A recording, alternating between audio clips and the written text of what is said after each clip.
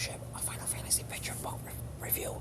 Final Fantasy is one of the most successful video game franchises of all time, with over 15 mainline entries and thousands more spin-offs, sequels, and mobile games as well. The franchise is very popular, so it's understandable that it's also expands outside of its video game origins, from films, the anime series, and even print media. And even within printed media, there's tons to discover, from novels that expanded on one of the original games, young manga stories set within the universe. And now we have a children's picture book. This is so left field. It's making picture books of older media enjoyed by an older audience. Or maybe have children now is becoming more common. Square Enix released one previously based upon their MMO entry, Final Fantasy XIV, besides one of Final Fantasy's spin-off series, featuring one of its cutest creatures, Chocobo, has been aimed at a younger audience in the past. So what does this cute picture book have to offer? The picture book stars a Chocobo who is determined to help Sid build an airship in hopes of defeating the Digit who was taking over their hometown and as a fortress in the sky. How can they make a ship fly? Only with a magical flying stone. So Sid and Chocobo set off on a heroic quest to find the crystal and save their town. The story is penned by Kazuhiko Aoki, a game designer who has worked on multiple mainline Final Fantasy titles and spin-off titles like Crystal Chronicles and Chocobo Racing, and also non-Final Fantasy titles like Chrono Trigger. The art is provided by character designer Toshiyuki Itahana, who's worked across Final Fantasy IX, Crystal Chronicles spin-off series, and multiple Chocobo games too.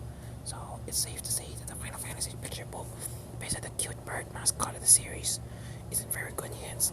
Let's first look at the art and design of the book. It's a lovely hardback book with a beautifully colorful dust jacket though.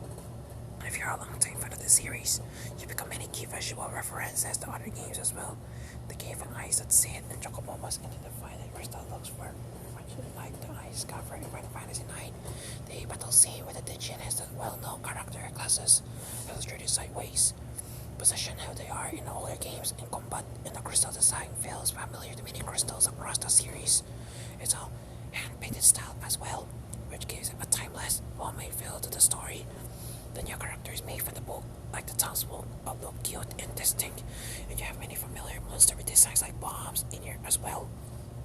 The picture book has been marketed by Square Enix for all ages, and for the most part, it's a fun little adventure with RPG-esque elements, going on a quest, finding friends, allies on the way, saving the day from monsters, etc. But by all ages, I will say that the story is gentle enough for younger ages, but it's quite long, at 40 pages for toddlers. My 3-year-old son, who loves to read, got bored midway during the book.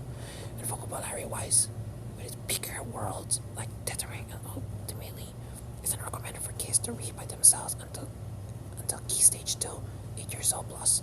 I would suggest that adult Final Fantasy fans hoping to get their kids into the series read this to them until they're able to read the tales themselves.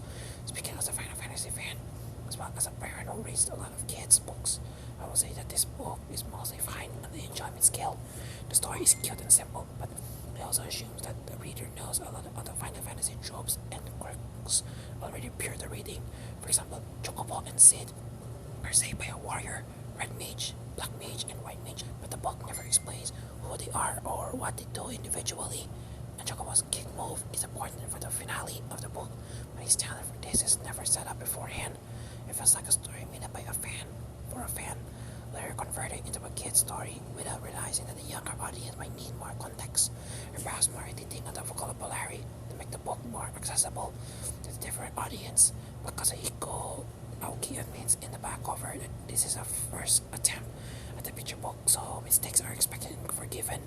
He talks about wanting to write a light novel next, so hopefully this writing experience will help for next time.